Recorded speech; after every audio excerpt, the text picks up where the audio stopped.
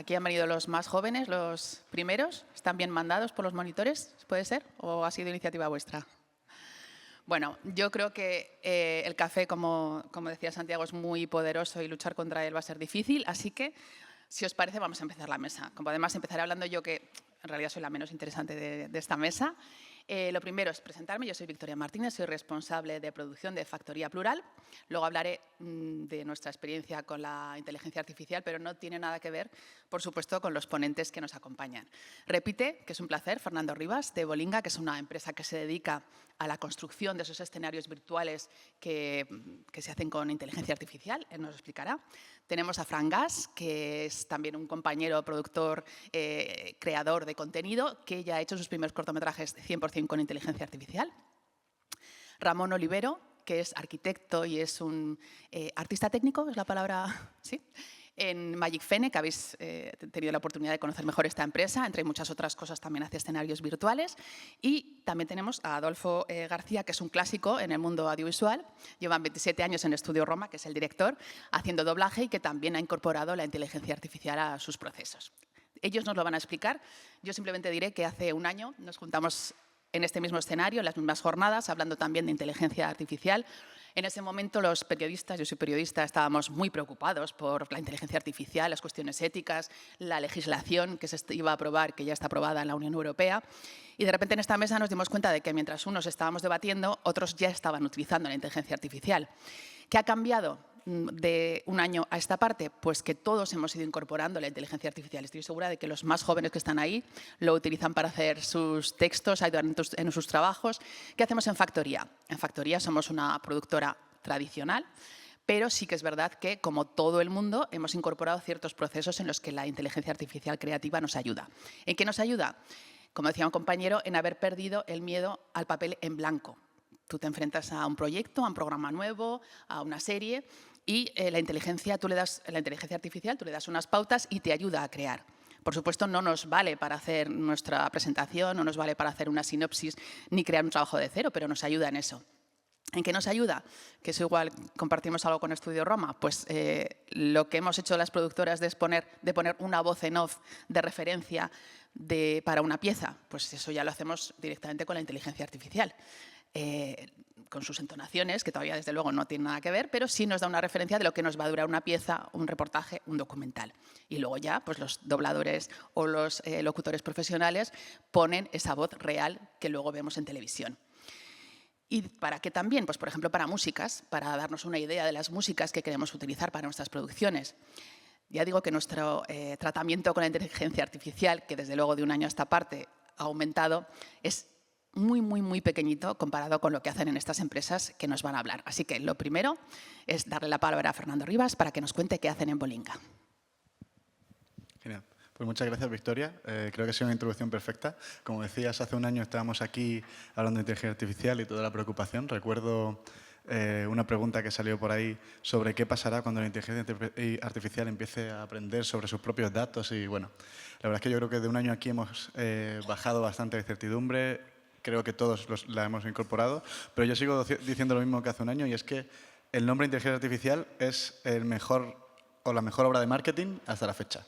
Porque si bien es algo con lo que ya tenemos que vivir, comentaban antes por ahí, hablaban de Machine Learning, Deep Learning, inteligencia artificial es un nombre muy bien puesto a nivel de marketing, pero los sistemas que estamos creando están lejos de ser lo que se define como inteligente. Sí que es cierto que nos ayuda a acelerar mucho los procesos, y es lo que creo que hemos aprendido durante este año. Y bueno, en Bolinga, que es mi empresa, lo que hacemos, somos una startup que aplica algoritmos de inteligencia artificial a la creación de entornos 3D, en especial centrados en producción virtual y producción de contenido audiovisual. Nosotros utilizamos estamos centrados en un área de inteligencia artificial que se conoce como Ryan's Fields. Quien estuviese hace un año haya visto el streaming, pues va a ver que ha habido un salto cualitativo enorme desde el año pasado hasta este año. De hecho, el año pasado hablamos de NERF.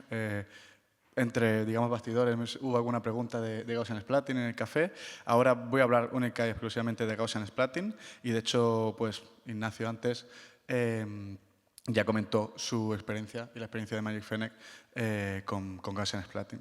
Entonces, bueno, haciendo una pequeña recapitulación de lo que vimos el año pasado, o de lo que hablé el año pasado, un Radiance Field o Gaussian Splatting NERF no es más que la siguiente evolución de lo que se hace hoy tradicionalmente con fotogrametría, que hoy es un proceso muy costoso, mientras que utilizando inteligencia artificial esto se hace mucho más fácil y sencillo. El proceso consiste en una captura de imágenes, puede ser vídeo, puede ser imágenes 2D con cámara fotográfica. Y bueno, en este caso estamos enseñando el pipeline que tenemos en Bolinga, pero hay diferentes soluciones que permiten generar un entorno 3D. En este caso, bueno, es un vídeo de showcase. Una cosa que no teníamos el año pasado era capacidades de edición. Ahora entraré un poquito más a definir, pero ha sido una de las novedades que hemos tenido este año. Y luego, pero lo que quería comentar aquí, efectivamente el proceso, es que en ese proceso de captura a la generación de este entorno 3D, salvando esa edición un poco hecha a posta, pasa alrededor de 1 hora. Como podéis ver, con esto ya tenemos un entorno 3D listo para diferentes casos de uso en el entorno de la producción audiovisual, desde previsualización, location scouting, hasta rodar en producción virtual o postproducción. Pero esto no solo se queda en escenarios, sino que también empieza a haber otros ejemplos, como estos, que son de personas, de humanos, hechos de nuevo con Gaussian Splatting, en este caso nuestros partners de Krill Angle Studios. Y bueno, como podéis ver, esto es muy potente porque permite capturar todo el fotorrealismo de una persona, las luces. De hecho, bueno, aquí le añaden unos efectos artísticos con light painting en rojo.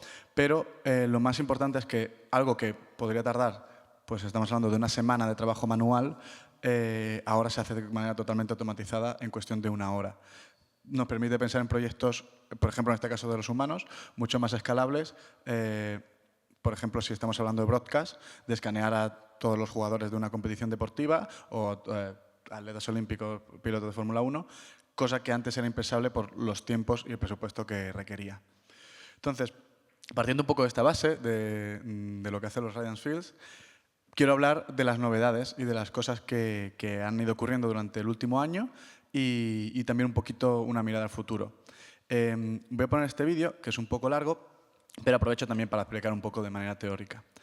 Obviamente el vídeo está acelerado, pero en este vídeo se muestran las capacidades de edición que ya tenemos en Radiance Fields, que era algo que no teníamos hace un año. ¿Por qué digamos esto es importante? Porque si estáis acostumbrados a motores 3D, ya podéis editar, ¿no? Pero los Radiance Fields se basan en unas primitivas nuevas, unas primitivas gráficas nuevas. En este caso son gaussianas, con NERF era una pequeña red neuronal. Y el objetivo no es representar una superficie con sus texturas, como podría ser un modelo tradicional 3D, sino que el objetivo es intentar que a partir de una serie de imágenes el resto de imágenes que tú renderices, la síntesis de nuevas vistas, sea fotorrealista. Y para ello se utiliza un continuo volumétrico, podrías pensar que es como si fuese un humo, en el que se parametriza la escena como un montón de puntos de densidad y de color, y además este color es capaz de cambiar en función del punto de vista. Lo que antes Ignacio comentaba como propiedades anisotrópicas, pues es eso mismo. ¿Qué nos da esto? Básicamente que a la salida de nuestro proceso, al contrario de la fotogrametría, donde tenemos que intentar limpiar todos los reflejos y luego añadirlos de manera manual, nuestro proceso está pensado para capturar estos reflejos, para capturar estos materiales especulares, metales, etc. Pero bien, como es algo nuevo, es una propiedad nueva o unas primitivas nuevas, no había herramientas. Hace un año no había ninguna herramienta que hiciese todo esto y estamos pasando por todo el mismo proceso que pasamos en el modelado 3D, pero en este nuevo tipo de primitivas. Y nada, aquí en este vídeo lo que hemos mostrado ha sido un poco, pues en este caso la captura es el Ayuntamiento de Londres, además teníamos una captura de un jugador del Arsenal, con lo cual, pues como un pequeño ejemplo de juguete, está muy bien para enseñar pues lo que podría ser, por ejemplo, un spot del Arsenal con un jugador en mitad del Ayuntamiento de Londres. Además, pues un poco por diversión se duplicaron unas estatuas que había en el fondo, pero podría ser un requerimiento artístico por lo que fuese. Y bueno, como veis, los reflejos quedan capturados de manera perfecta y el fotorrealismo es un nivel muy alto. Otra de las cosas que tenemos nuevas este año o que ha ocurrido a lo largo del año pasado ha sido una mejor integración con los motores de render tradicionales.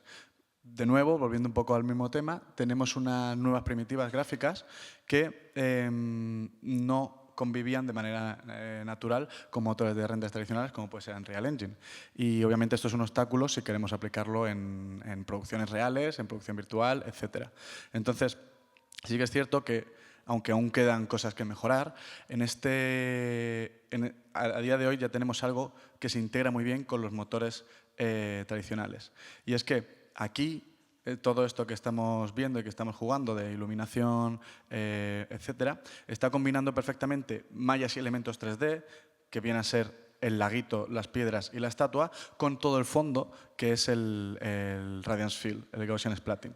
Y podemos ver que ya de manera nativa se combinan totalmente, viven en el mismo mundo y podemos utilizar pues, las fortalezas de ambas representaciones.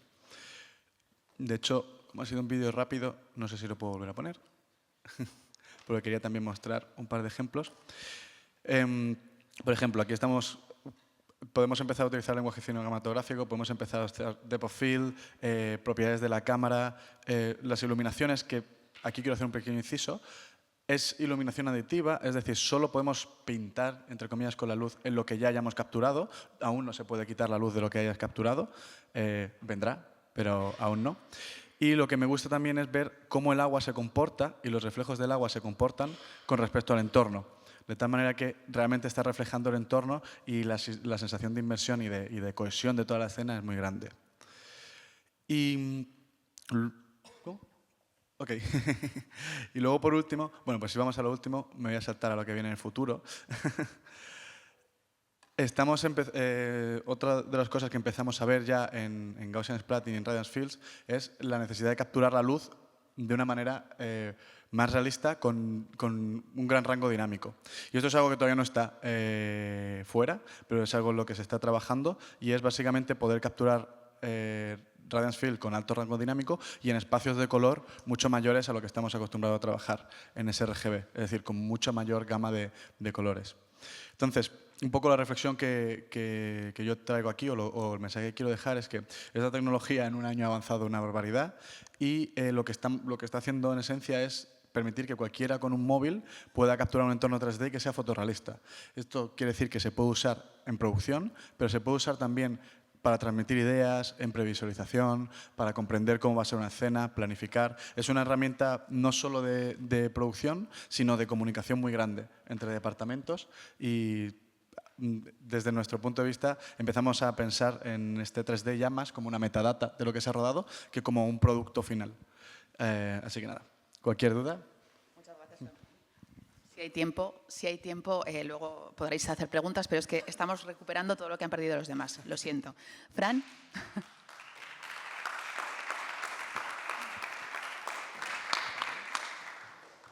Bueno, yo primero, gracias por invitarme y os pido disculpas porque tengo una tos de repente que va y viene y estoy intentando controlarla. Tengo como espasmos ahí en el pecho.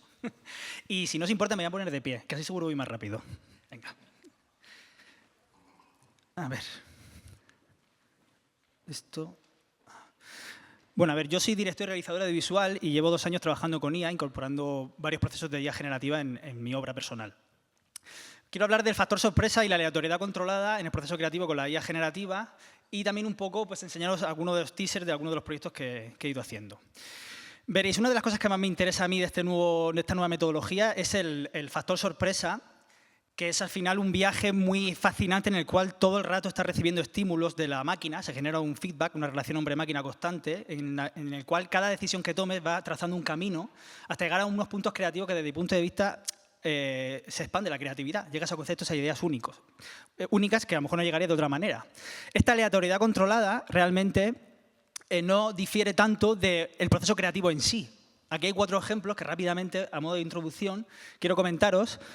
Por ejemplo, cuando yo trabajo con la IA generativa, en cierto modo me siento como un fotógrafo de calle que va a hacer un reportaje artístico, tiene un concepto más o menos de lo que va a retratar, tiene unas ópticas, tiene una manera de hacer fotos, pero hasta que no llega allí y recibe esos estímulos del entorno, no aparecen las imágenes. Entonces, su criterio se eleva, ¿no? La decisión del fotógrafo en ese instante es lo que hace que se vaya generando una imagen potente. Lo mismo sucede con la música. Cuando trabajamos con sintetizadores modulares, yo también soy músico y trabajo con sintetizadores modulares, con sintetizadores de los años 60, 70, y tú aplicas parámetros aleatorios, acotas, es aleatoriedad controlada, acotas esos parámetros aleatorios y lo que te va generando el sonido y la música que te va generando, tú vas controlando el atributos del sonido, escalas, notas, vas generando una pieza y vas cambiando y vas otra vez en ese feedback máquina, humano, otra vez, pum, pum, pum, pum, y vas trazando hasta que llegas a la obra final musical. También sucede con la pintura. Este ejemplo antes, Rebeca, que está por ahí, me lo ha comentado y he dicho, mira, voy a hablar de eso en mi presentación. Claro, Pollock, por ejemplo, con su action painting, él dejaba que cayera la pintura en el lienzo. Él decidía, voy a coger un color rojo y lo voy a dejar caer aquí, en esta trayectoria, con esa intensidad. Evidentemente, él no puede saber qué forma va a hacer ese color. En base a lo que caiga, eso es un estímulo, otra vez feedback, lienzo humano, en el que eso, cuando vea la forma que cae, le va a inspirar si usa otro color, si vuelve a empezar, si tira por aquí, si tira por allá. Y al final se va haciendo la obra también y su criterio es lo más importante. Y luego el collage, que me parece un ejemplo bastante claro de cuando entrenamos un modelo de inteligencia artificial o cuando usamos IA generativa, que es al final usar muchísimas imágenes que existen para generar una imagen única. Se trata de descontextualizar un montón de imágenes para contextualizar tu propia imagen, ¿no? Y eso sucede mucho con el arte collage. Os voy a hablar un poco de algunos de los trabajos que tengo. Of Youth es un cortometraje del año 2023 que desarrollé en enero de 2023, cuando ni siquiera había IA generativa de vídeo. Este cortometraje lo que hice fue manipular imagen preexistente. Es un cortometraje que se mueve dentro de un territorio experimental y es de ciencia ficción, un poco homenajeando también la estética de los años 50 de ciencia ficción. Aquí tenemos algunos ejemplos. Yo lo que hice fue coger imagen preexistente de archivo o grabada por mí y manipularla.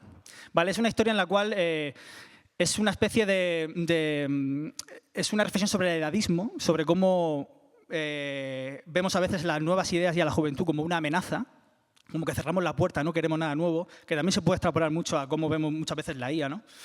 Y en ese caso es una especie de abducción donde unos seres abducen a gente joven y los vuelven ancianos. Entonces yo cogía imagen preexistente de gente joven, ahí tenéis el proceso, generaba con el proceso imagen a imagen de Stable Diffusion la imagen y luego hacía el retoque final con color.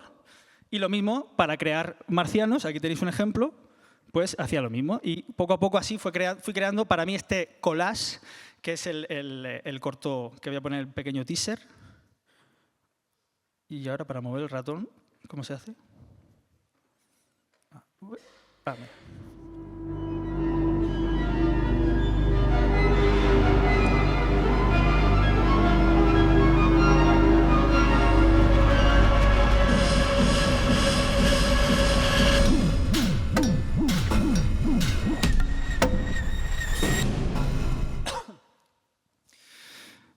Bueno, una de las cosas que me fascina mucho de la IA es el hecho de poder cambiar de estilo radicalmente, y en todos mis cortos siempre hay un momento en el que cambio el discurso visual, lo rompo totalmente y hago algo de animación, algo de collage o algo totalmente diferente al estilo genérico de la pieza. En Of Youth existe, habéis visto unas imágenes al final, y en Latex Kid también. Latex Kid fue mi siguiente corto.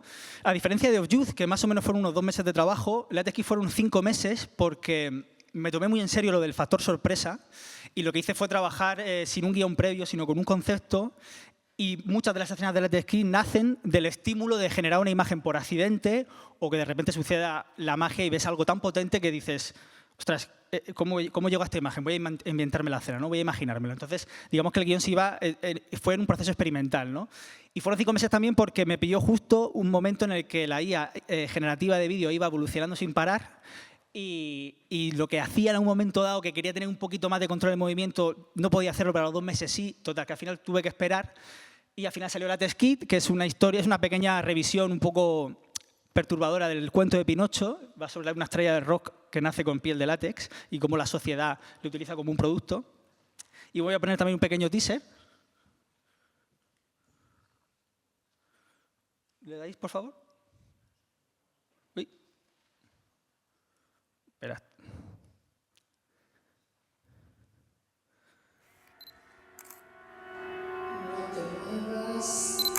Perfecto. Eso es. Otra vez.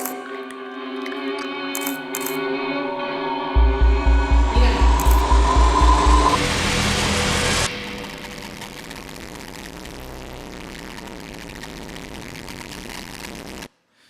Bueno, a diferencia de Youth, que es una manipulación de imagen persistente, LaTeX-Kit es imagen de cero. Aquí es la técnica del prompt pura y dura.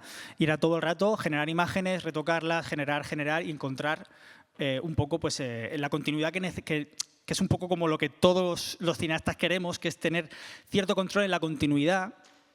Aquí, por ejemplo, yo lo que hago es crear un personaje mutable, porque al final es un ser con piel de látex y que se deforme un poquito, que no sea realmente fiel en cada plano, no me importa porque narrativamente funciona y yo he creado el personaje así. Y es el único ser hecho con látex y entonces, pues, evidentemente, entiendes la continuidad en todo el cortometraje.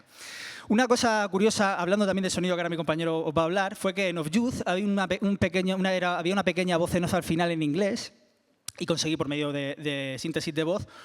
Al no ser mi idioma nativo, que hemos hablado antes de eso, pues quizás no era tan exigente y a mí la verdad es que sí que es verdad que el desarrollo de síntesis de voz en inglés está mucho más avanzado que en español. Y utilicé síntesis de voz, pero LaTeX-Kit, que es un cortometraje en castellano, por mucho que intenté sintetizar una voz en español que realmente, por lo menos en ese momento, funcionara, no lo conseguí. Al final opté por el calor humano y la artesanía de un actor de doblaje que, por supuesto, funcionó muchísimo mejor. Bueno, ¿qué es lo que viene? Justo ayer terminé un nuevo proyecto que es este, Dark Light Yellow. Es un cortometraje, es una comedia un poco también así de humor negro, en el que el personaje principal es el color amarillo. Habla sobre la psicología del color y también es un poco una crítica también al sistema que te dice cómo tienes que ser, ¿no? Cuáles son tus atributos. Es una historia en la cual el factor sorpresa ha venido por el movimiento. Después de esta evolución de este verano a una nueva generación de imagen en movimiento, ya no tenía como el LaTeX-Kit que utilizar un movimiento tan plástico, tan slow motion, que algunos si ha tratado con IA generativa sabrá que ese tipo de movimiento es como muy reconocible. Ahora ya se pueden hacer cosas diferentes y como los personajes son los colores, son personajes también un poco extraños, fue bastante interesante descubrir cómo se iban a mover. No tengo ningún teaser porque terminé justo ayer el proyecto y no me ha dado tiempo a montar ningún teaser. Pero bueno, espero estrenarlo en breve. Y aquí el descubrimiento de cómo poder mover estos personajes de una manera peculiar fue bastante interesante. También cambio el registro, de repente me voy a una animación, de repente me voy a una especie de esculturas inspiradas en los cuadros de Pollock. Utilicé imágenes de Pollock para inspirar estas imágenes y conseguía una textura orgánica de los colores, pero con ese action painting delante, ¿no? Lo más importante siempre ha sido el criterio del artista y el discurso artístico. La IA no es un fin, es una herramienta. Y como todo en esta vida, cuando lleguen películas con IA, lo importante será la calidad de la película y no la técnica con la que se ha usado. Al igual que cuando vemos una película 3D, no tiene por qué ser buena necesariamente porque se ha hecho en 3D, ¿no? Ya hemos aprendido que lo importante es el guión y la historia. Así que simplemente terminar con la frase de que el criterio es lo importante. Gracias. Muchas gracias, Fran. Ramón.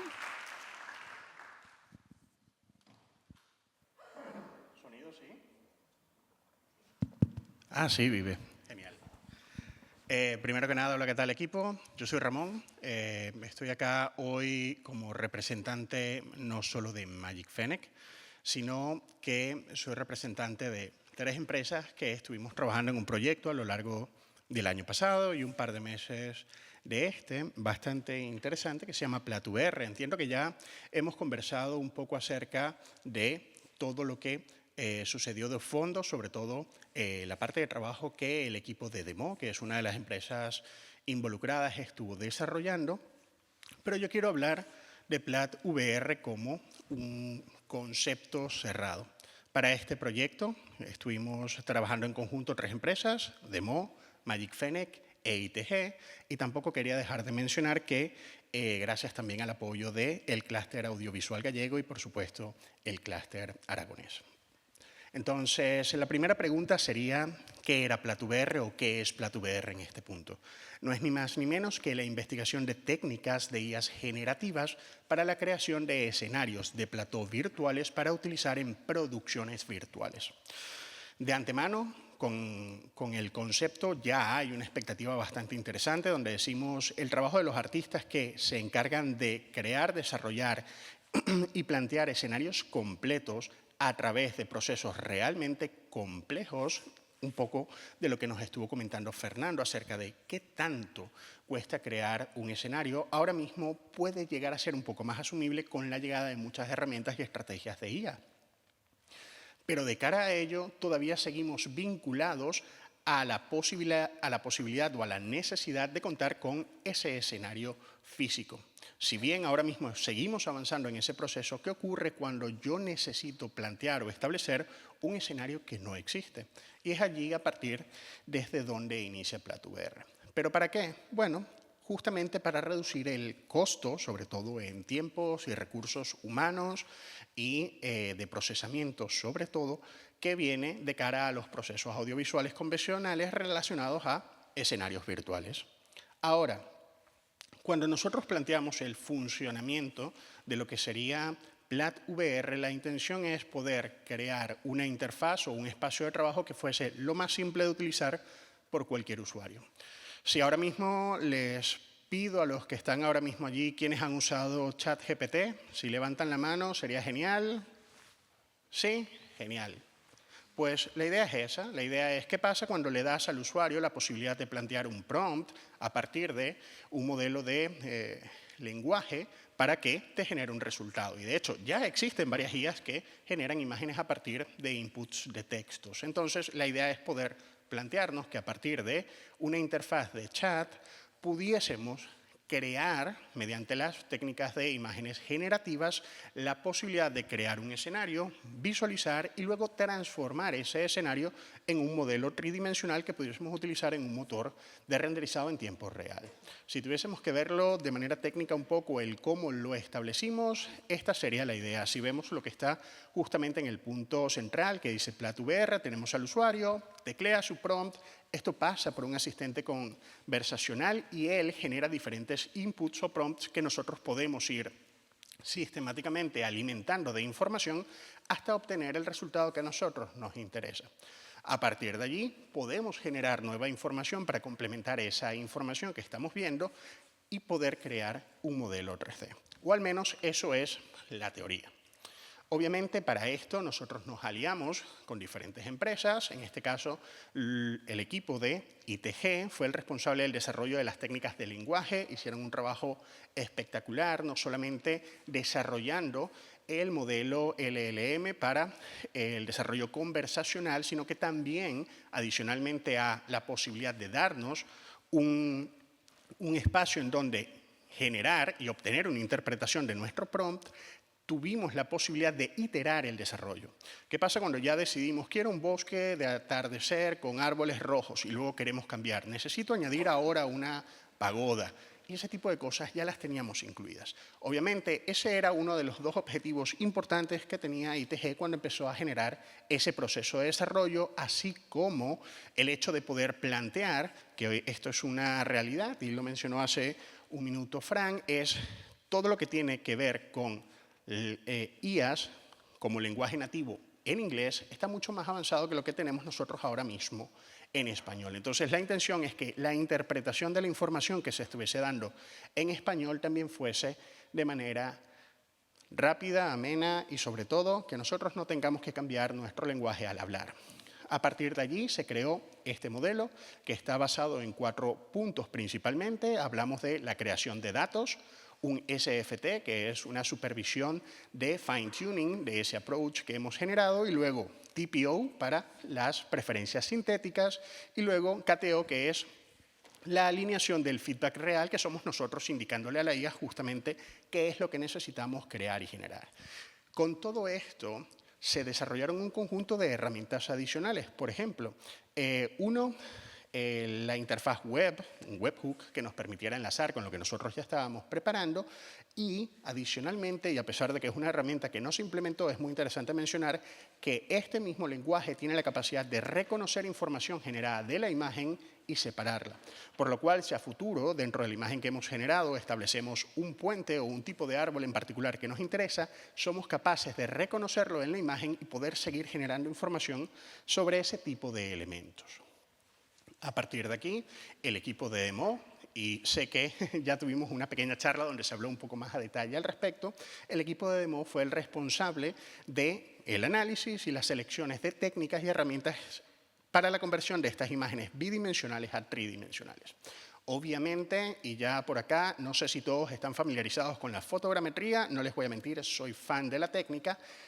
pero tiene ciertas limitaciones cuando estamos hablando dentro del proceso, calidad de inputs y cómo son generados al final, por no decir que todo el trabajo adicional, no solamente para la obtención de un modelo correcto, sino para la creación de los materiales, texturas y shaders, implica un trabajo adicional.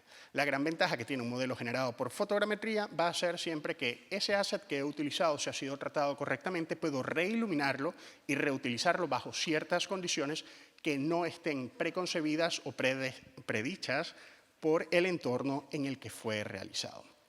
Obviamente, el equipo de demo, en lugar de quedarse solamente con la aproximación de fotogrametría, empezaron a indagar sobre otras técnicas, en este caso, NERF y Gaussian Splatting en 3D, que son básicamente los nuevos juguetes con los que hemos estado trabajando durante los últimos 2 años. Entonces, ¿cuál es la gran diferencia entre uno y otro? NERF necesita un mayor conjunto de datos y de información para poder darnos ese volumen tridimensional de objeto que estamos necesitando, mientras que Gaussian Splatting se está apoyando no solamente en el rayo que se genera o el patrón de rayo que se genera en el espacio, sino también que es capaz de generar un conjunto de formas que son las que generan la volumetría inicial de ese entorno.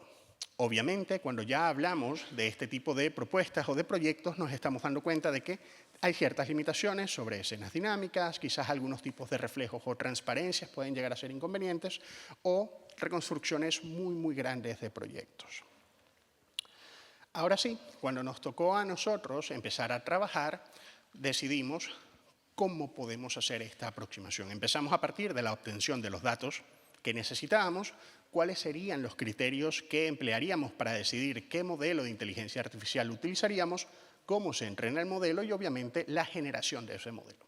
Eso nos llevó a trabajar en 2 esquemas. El primero, que parece el más lógico, utilizar un prompt para obtener el arte o la imagen final, creación de los recorridos para complementar tal escena y luego ver cómo están funcionando todos los inputs que hemos sacado para que hiciéramos un NERF o un Gaussian Splatter. Eso suena lo más lógico posible. Utilizamos una IA, generamos tantas referencias como necesitamos, las entreno y luego me las llevo a un escenario 3D.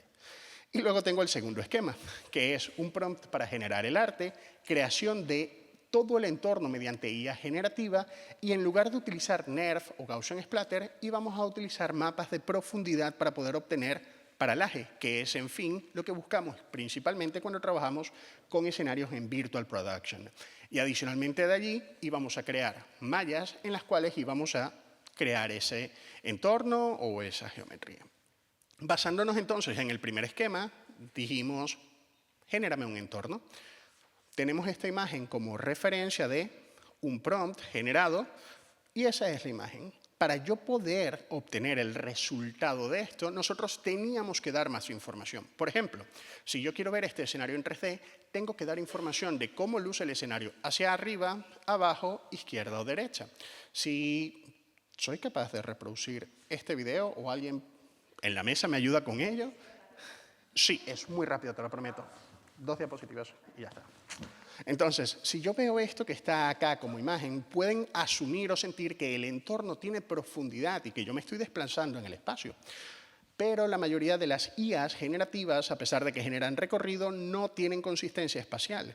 Por lo tanto, cuando nosotros revisamos qué es lo que sucede, ¿vemos ese video rápidamente? Perdón a los chicos de reproducción. Cuando nosotros reproducimos, parece que el escenario está creado, pero como está creando pequeños segmentos del entorno, no necesariamente me está dando la información correcta para su finalización. Cuando nosotros indagamos acerca de cómo funciona realmente ese proceso y analizamos el resultado, nos estamos dando cuenta de que las IAs, en lugar de estar generando información adicional sobre cómo luce espacialmente esto, lo que está haciendo es ensanchar un poco el entorno izquierda, derecha, arriba y abajo, y lo que hace es simplemente una cámara hace zoom hacia adelante o hacia atrás. No tengo nueva información de esta escena. Entonces, para nosotros esto era un punto muerto en ese entonces. Lo siento, 2 meses después salió Sora y realmente es un cambio de paradigma. Cuando lo aplicamos con el segundo entorno o el segundo esquema, nos damos cuenta de que podemos obtener no solamente la imagen del entorno, sino un 360. Ya con esto tengo la información completa de lo que tengo delante y lo que tengo detrás. Los reflejos serán perfectos en todo momento. Y adicionalmente a ello, dependiendo del tipo de IA o herramientas adicionales que estemos utilizando, nosotros en este caso usamos Skybox, tenemos ahora mapas de profundidad. La ventaja de tener mapas de profundidad es que esto nos permite a nosotros desplazar el entorno en base a lo que nosotros tenemos. Y si le damos play al siguiente video, ¿sí? ¿Se puede? Genial. Gracias. Ya básicamente entonces lo que nos quedaba era simplemente incorporar todo dentro de nuestro espacio conversacional. Simplemente estoy hablando con mi IA, estoy iterando hasta obtener el resultado que a mí me interesa. Obviamente, una de las cosas interesantes es que sucede toda la traducción y demás por debajo del lenguaje inicial que yo estoy implementando, y una vez que obtengo el resultado, simplemente le puedo pedir que me genere la imagen o las imágenes que yo necesite, y una vez se genere tal imagen, puedo traérmela a Unreal Engine utilizando el esquema o el método que quiera. Para eso utilizamos y desarrollamos un pequeño script que veremos más adelante. Y la gran ventaja de esto, si podemos reproducir ya el último video, es que a nivel de computación es muy bajo. Esto yo lo puedo lanzar. De hecho, todo el escenario en este set fue lanzado desde un portátil, como lo pueden ver. A nivel de computación es bastante eficiente, aunque sí que tiene ciertas carencias, sobre todo cuando estamos hablando de nivel de detalle de elementos o incluso si tratamos de utilizar referencias que querramos mantener, por ejemplo, modelos específicos de vehículos o cosas por el estilo que querramos añadir. Pero en general, este es el punto en el que nos encontramos ahora mismo. Obviamente, espacio de maniobra de lo que ha sucedido de los últimos 6 meses hacia acá, creo que hay muchísimo para trabajar. Creo que han salido nuevas herramientas que podrían ayudarnos a facilitar este proceso y hoy por hoy lo veo aún un poco más claro que lo que teníamos antes. Solo por conclusión, perdona, lo siento, estoy hablando lo más rápido que puedo, te lo prometo. Creo que ahora mismo estamos en un punto bastante interesante donde nosotros como artistas todavía tenemos el espacio de trabajar a favor del resultado que queremos obtener y no permitir que una herramienta adicional diga exactamente cómo luce. Como herramienta de apoyo me parece estupendo, punto de inicio me parece maravilloso, pero creo que todavía hay mucho margen de maniobra y el artista tiene mucho que aportar al resultado final. Muchas gracias, Ramón.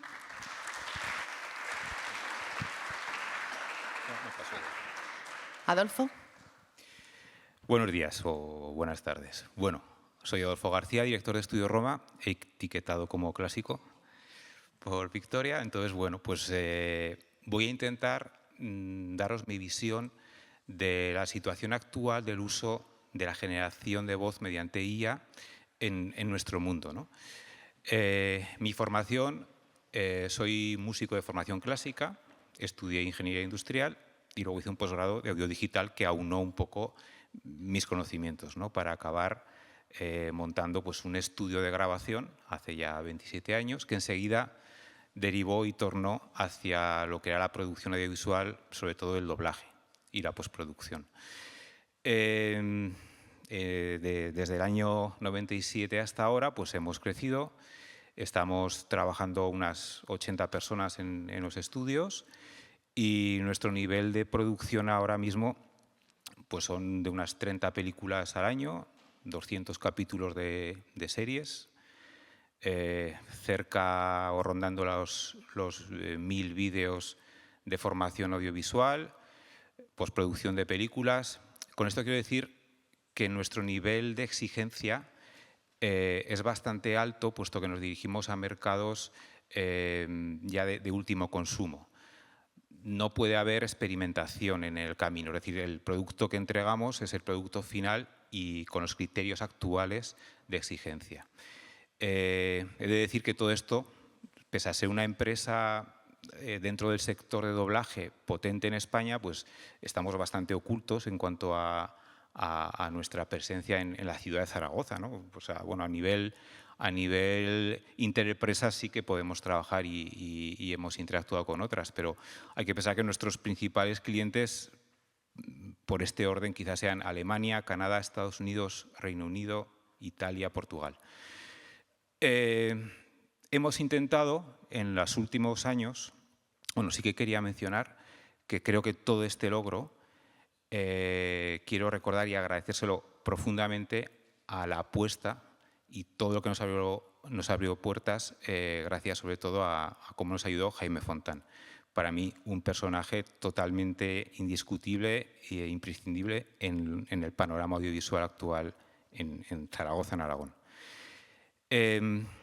Con esto quiero dar un retrato de cómo hemos intentado implementar, traer técnicas, sobre todo de producción de voz, a nuestros escenarios, porque evidentemente nos supondría, en principio, puedes pensar que un gran ahorro, ya que el coste humano pues suele ser el mayor de los costes en una cadena de producción. Entonces, bueno, pues a ver si podemos traer estas nuevas herramientas para, sobre todo, ganar velocidad y disminuir costes, ¿no? Bueno, la gran quimera empresarial. Voy a bajar un poco el suflé. Creo que Fran también lo ha aportado alguna idea al respecto. Y así como hace unos meses nuestra idea, sobre todo respecto al doblaje, era que rápidamente se iban a implantar muchas técnicas y muchos motores de generación de voz en el mundo de doblaje, lo hemos intentado. El resultado es bastante pobre hasta ahora. Hace no mucho leí un titular que ponía el peor doblaje de la historia y había sido realizado por una IA y era un doblaje de una serie coreana y que había colgado la plataforma Amazon Video. Estuvimos viéndolo, yo ya había visto algún doblaje de alguna serie en este aspecto, ¿no? Y la verdad es que era bastante pobre, no entraba, no capturaba la atención. También es verdad que tenía una serie de características que no ayudaban en absoluto. Era una serie coreana, con lo cual el lenguaje, la expresión de la raza asiática con respecto a nosotros que éramos consumidores es difícil, son diferentes sentimientos, diferentes maneras de motivizar las situaciones y eso ya nos cuesta más entenderlo. Y además estaba doblada a lo que se denomina castellano neutro, que es mexicano, el español mexicano que oímos, que eso también a nosotros como castellano parlantes nos resulta muy difícil de comprender. Siempre cuando vemos una película o una serie que ha sido doblada en castellano neutro, pues nos cuesta más, por lo menos, que nos capture la atención. Enseguida descolgaron este capítulo de la serie de la plataforma, lo cual yo pienso que era una especie de globosonda para ver cómo estaba el sector del público dispuesto a consumir este producto o no. Hemos trabajado con IAs para el terreno de la locución, de las voces en off, y a pesar de que puede dar un poco el pego, y en algo tan frío como puede ser un vídeo institucional, un vídeo corporativo de una empresa que no hace más que presentar datos, que puede ser una locución más o menos plana, pues os cuento una experiencia de estas últimas semanas, pues con un vídeo que viene, que se genera la locución mediante IA, que la escuchas y el timbre es muy bueno, la dicción perfecta, los tiempos están muy de acuerdo con el vídeo, con la música. Y bueno, y a primera vista dices, esto funciona, pero el cliente quiere que lo hagamos con una voz de locutor profesional. Contamos en este caso con mi compañero Enrique, 30 años en la profesión, y desde el primer momento, en cuanto empieza a funcionar una voz humana por encima, se empiezan a ver las carencias de la generación de IA por todos los lados, Además hay una cosa muy importante, que es el lenguaje que llevas con una IA para, por ejemplo, modular los sentimientos, velocidades, qué tonos tiene que dar, no tiene nada que ver con lo que el ser humano es capaz de crear en el momento. Un vídeo tan sencillo, tan soso, como puede ser un vídeo corporativo, y de repente toma vida simplemente por ideas, por expresiones, por modos de pronunciar, de modular del actor en el momento. Con un lenguaje bidireccional al director o al cliente en ese momento para que lo lleve hacia donde él quiera. Cuando terminas de hacer la locución y lo comparas, no hay comparación posible. Estoy hablando del retrato actual. No digo que esto no se pueda aplicar o lo podamos incorporar en el futuro, dependiendo para qué tipo de productos. Creo que hoy por hoy, donde más nos podemos acercar o hacia donde podemos ir, es, como también ha comentado Fran, el tema de la clonación de voz. Es decir, yo sí que veo que los procesos que hay de cambio de timbre están muchísimo más avanzados y son más realistas y más creíbles que lo que es la generación. Eso quiere decir que puede ser que el futuro del doblaje, el futuro inmediato, pueda ser que al final una película doble un actor o dos actores y luego lo que hagamos sea cambiar la voz en función del personaje. Eso lo veo más realista que el pensar que se puede generar todo un doblaje a través de una IA. No sé si dispongo mucho más tiempo. Fuera de tiempo, Vale. pero como eres el último no te iba a cortar Bueno. antes. Bueno, nada, simplemente como apunte para la reflexión, yo extrapolo a un terreno paralelo como es la música, donde ya hace muchos años se ha conseguido la imitación de sonidos de instrumentos reales, de instrumentos naturales, y sin embargo ahora, más que nunca, está más vivo lo que es la grabación de la música en directo. En el mundo de la clásica es irreprochable que hay muchos compositores capaces de utilizar herramientas de síntesis de generación de sonido de una manera bestial, que tú oyes una banda sonora compuesta y programada así y te la crees, pero luego estos directores son los que primero te quieren llevar al estudio de grabación con una orquesta real. Lo que ahí se consigue está muy por encima de lo que conseguimos con instrumentos por ahora no reales. El caso de la voz es más complicado que un instrumento. Entonces, llegaremos a poder sustituir realmente el proceso creativo de una voz con una IA. Creo que hay bastante camino por recorrer. No pongo la mano en el fuego, pero hoy por hoy sus usos son muy limitados. Pues nos emplazamos a dentro de un año para ver si ha cambiado esto. ¿Os Mismo parece? día, misma hora. Venga. Muchísimas gracias a los cuatro. Lamentamos no tener más tiempo y damos paso a la siguiente mesa redonda.